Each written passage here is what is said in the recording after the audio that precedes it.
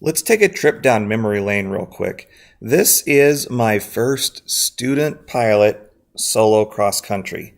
I did my training in Manhattan, Kansas, and this particular flight took me from Manhattan down here to Emporia.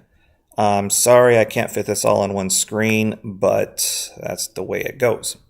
So, I want to tell you a little bit about how that cross country went, talk about some differences today, and then issue a challenge to you at the end.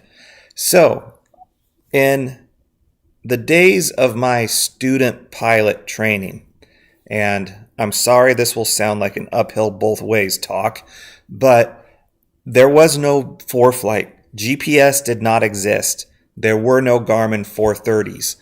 There was nothing except for paper sectionals and a stopwatch. And what I was instructed to do was choose waypoints between Manhattan and Emporia, and then I was to time myself between those two waypoints.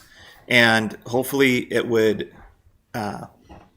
match up with my flight plan, and I would know how much gas I used, and I would be able to track my progress along the way. So let's go through my decision-making process. I departed Manhattan. Well, I knew I was going to depart Manhattan, first of all. And then the first major waypoint I came to was I-70, this east-west road. That would be pretty easy to see. The next waypoint I chose were these double railroad tracks. How did I know they're double? Because they've got two tick marks. You see those two tick marks right there. So I surmised that the railroad tracks would be easy to see.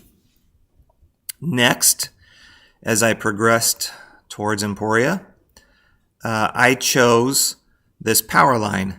You can see this major power line right here, and then another power line right here. So that was a short duration. And then I would be within striking distance of Emporia. There is a major interstate right here, the town, and all would be well. And it was well. It went fine. There were no issues. I landed and felt pretty good about myself. I thought, I've got this pilotage dead reckoning thing licked, and there's nothing to it. So I took off from Emporia. I found the interstate, not a problem. It was right by this big town of Emporia. And then I started going northwest, back towards Manhattan, and I saw this power line, but I also saw this power line, and I knew this power line was up here. And oh, here's this power line. And you can see what I'm talking about. I didn't have a lot to go off of, and I picked two waypoints, at least headed in the northwest direction, that were pretty obscure. And for a brief moment, I felt like I was maybe not lost, but I could not positively pinpoint my position where I was at. Now, the reality was I was never truly lost, disoriented maybe, but I certainly had safety escapes back to Emporia, find that road up to Council Grove. So I was overall okay, but I was a little anxious, let's put it that way. Right about the time that I thought about calling Flight Service Station and seeing if they could help me out, maybe with a direction steer or something crazy like that, I did come up and find Council Grove, and I saw this large lake. And then the double railroad tracks, and before you knew it, I was home. So what did I learn from this? And well, let's just start with that. What did I learn from this? The terrain is pretty homogeneous, right? There are not a lot of mountain ranges or ridges or lakes to navigate off of. The power lines didn't work for me Well, they worked for me going one direction, but not necessarily the other direction. So that probably wasn't a good choice. I think my CFI let me choose those just to prove a point, though, that you have to pick obscure landmarks. This big lake is a great one. And it's right by Council Grove, a decent sized city.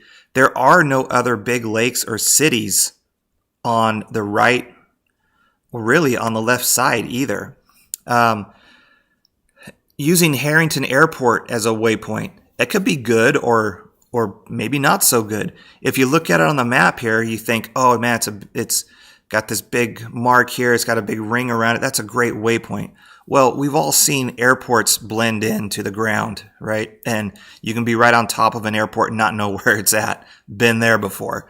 So even just because it looks like a big blight mark on the map, a big spot on the map, doesn't mean it looks that way when you're actually flying.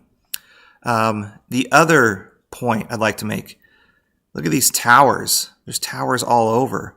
And I could have thought, boy, those towers would be really good. But look how many towers there are in this area, in the whole area. It's crazy. It's towers, that would not have been a good waypoint. Big, in my case, man-made objects like the freeway here, great waypoint. It runs east-west. I know that I'm going north or south if I cross it at a 90-degree angle. Mill Creek, again, that could be dried up. I would caution you in using those. Little lakes like this, it may be there, it may not. It might be a reservoir that dries up every year. So my point is that the waypoints you choose on a map might not look so good once you're up in the air. So here's my challenge. Turn off your Foreflight. Turn off your GPS. If you have a 430 and you have another radio, turn off the 430 or cover it up. Don't use the magenta line. Don't direct enter your destination. Get out a piece of paper. Get out a paper sectional. Shoot, you can even print it out right here on the internet. Pick some waypoints. Figure out how long it's going to take you at your given airspeed. Figure out how much gas it's going to take. And then actually fly it and see how close you are to your predicted. I think you'll find it will bring a new level of enjoyment to aviation. You'll find great satisfaction in your ability to navigate without all the gizmos and pink lines and direct enters and all that stuff. And it'll make you a better pilot overall. I hope this video helps. If it did, if you enjoyed it, please consider liking and subscribing. I get some great comments from all of you. I appreciate them. And I'm going to try to put more like this out in the future. Thanks for watching.